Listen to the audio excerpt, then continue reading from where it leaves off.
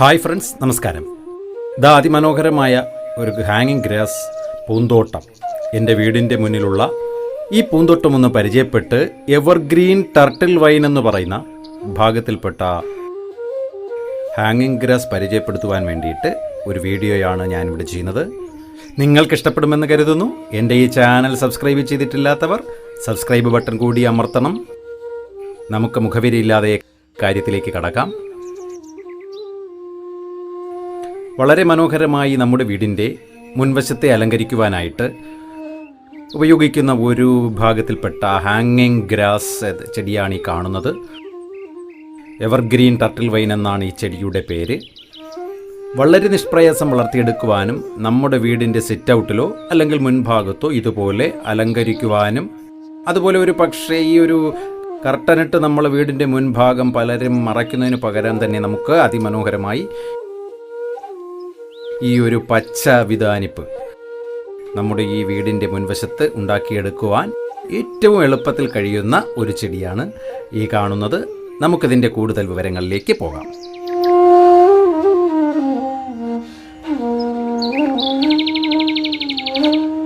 ഈ ചെടിയുടെ ഏറ്റവും വലിയ ഒരു പ്രത്യേകത കാര്യമായ പരിചരണം ഒന്നും തന്നെ വേണ്ട എന്നുള്ളതാണ്. അതുപോലെ നട്ടുപിടിപ്പിക്കാൻ ഒരു പ്രയാസവുമില്ല എന്നതും ഇതിൻ്റെ പ്രത്യേകതയാണ്.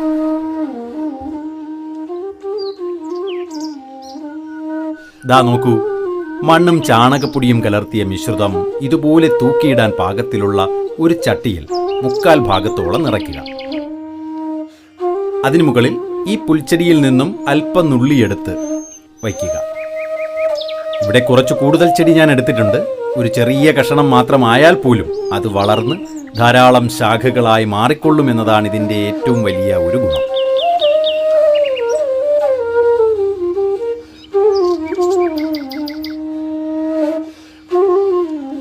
ഇനി ഇതിനു മുകളിൽ അല്പം മിശ്രിതം കൂടി ഇട്ട് കൊടുക്കാം.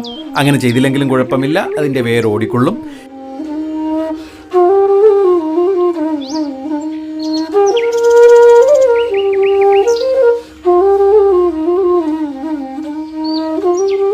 ഇനി ഒന്ന് നനച്ച ശേഷം ഇതിനെ നമുക്ക് തൂക്കിയിടാം. ഈ ചെടിയുടെ വളർച്ചയ്ക്ക് നേരിട്ട് വെയിലിൻ്റെ ആവശ്യമില്ല. അധികം വെയിലടിച്ചാൽ ഇലകൾ മഞ്ഞ നിറമുള്ളതും ആരോഗ്യമില്ലാത്തതുപോലെ ആയിത്തീരുകയും ചെയ്യും. അതുകൊണ്ട് ഷെയ്ഡുകളിലും സിറ്റൗട്ട് പോലുള്ള സ്ഥലങ്ങളിലുമൊക്കെ തൂക്കിയിടുന്നതിനാണ് ഏറ്റവും അനുയോജ്യം.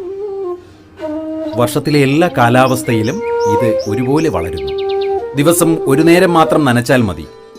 വെള്ളം ചുവട്ടിൽ ഒഴിക്കുകയും അല്പം സ്പ്രേ ചെയ്ത് കൊടുക്കുകയും ചെയ്യുന്നത് നല്ലതാണ്. ഇനി 2-3 ദിവസം വെള്ളം ഒഴിച്ചില്ലെങ്കിലും ഇതിന് യാതൊരു കുഴപ്പവും വരികയില്ല. ഇങ്ങനെയെല്ലാം വളർത്താൻ ഏറെ സൗകര്യമുള്ളതുകൊണ്ട് ഈ പുൽച്ചെടി എല്ലാവർക്കും ഒരുപോലെ പ്രിയങ്കരമായി മാറുന്നു. കാര്യമായ രോഗബാധയൊന്നും ഉണ്ടാകാറില്ലെങ്കിലും തണ്ടിൽ പറ്റിപ്പിടിച്ച് നീരൂറ്റുന്ന സൂക്ഷ്മജീവികൾ ഇതിനെ ചിലപ്പോൾ ആക്രമിക്കാറുണ്ട്. അങ്ങനെ ശ്രദ്ധയിൽപ്പെടുകയാണെങ്കിൽ ആ ചെടിയെ നശിപ്പിച്ചു കളയുകയാകും ഏറ്റവും നല്ലത്. അല്ലാതെ കീടനാശിനി പ്രയോഗത്തിൻ്റെയൊന്നും ആവശ്യം വരുന്നില്ല. കാരണം നമുക്കിത് നട്ടു വളർത്താൻ വളരെ എളുപ്പമാണ്. രോഗബാധയുള്ള ചെടിയെ പൂർണ്ണമായി നശിപ്പിച്ചിട്ട് നല്ല ചെടിയെടുത്ത് നമുക്ക് വീണ്ടും പ്ലാന്റ് ചെയ്ത് ഉപയോഗിക്കാവുന്നതേ ഉള്ളൂ. ഇനി ഉണ്ടാകാൻ സാധ്യതയുള്ള മറ്റൊരു പ്രശ്നം, ഈ വളർന്നു നിൽക്കുന്ന ചെടികൾക്ക് ഇടയിൽ കടന്നൽ പോലുള്ള ജീവികളൊക്കെ കൂടുവയ്ക്കാനുള്ള സാധ്യതയുണ്ട്. അത് നമ്മൾ വളരെ ഒന്ന് ശ്രദ്ധിച്ച് കണ്ടുപിടിച്ച് ആരംഭത്തിലെ അതിനെ നശിപ്പിക്കുക എന്നത് മാത്രമേ ഇതിലൊരു കാര്യമായി എന്തെങ്കിലും ഒരു ബുദ്ധിമുട്ട് നമുക്ക് അനുഭവപ്പെടുന്നതായിട്ട് തോന്നിയിട്ടുള്ളൂ.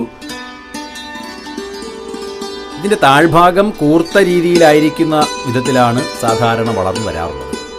ഇതും ഭംഗി തന്നെയാണ്. എന്നാൽ വേണമെങ്കിൽ നമുക്ക് ഇതിൻ്റെ അടിഭാഗം ലെവൽ ചെയ്ത് അല്ലെങ്കിൽ ഒന്ന് ക്രോപ്പ് ചെയ്ത് ഒരേ ലെവലിലാക്കി നിർത്തുന്നതും മറ്റൊരു തരത്തിലുള്ള ഭംഗി നൽകുന്നു.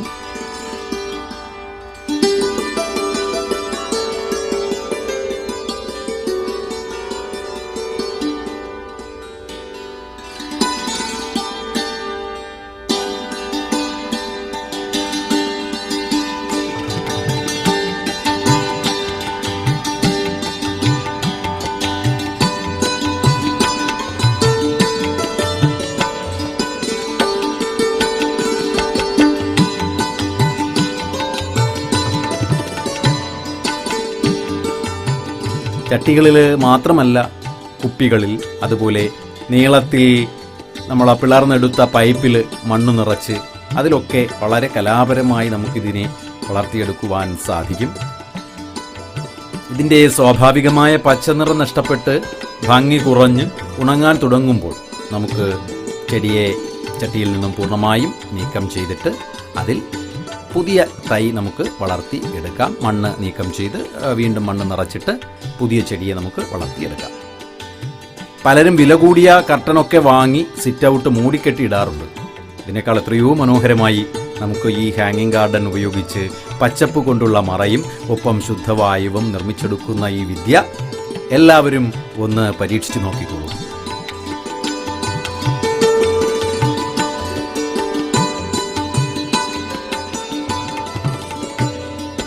അപ്പോൾ എന്തായാലും ഈ ഹാങ്ങിങ് ഗ്രാസ് ഗാർഡനെ കുറിച്ചുള്ള ഈ വീഡിയോ എല്ലാവർക്കും ഇഷ്ടപ്പെടുമെന്ന് കരുതുന്നു. അപ്പോൾ ഇതിനേക്കാൾ മനോഹരമായി ഇതുകൊണ്ട് മറ്റൊരു സാധ്യത കൂടി നമുക്കുണ്ട്. വളരെ എളുപ്പത്തിൽ ചെയ്യാവുന്ന ഇതിൻ്റെ മറ്റൊരു രഹസ്യമുണ്ട്.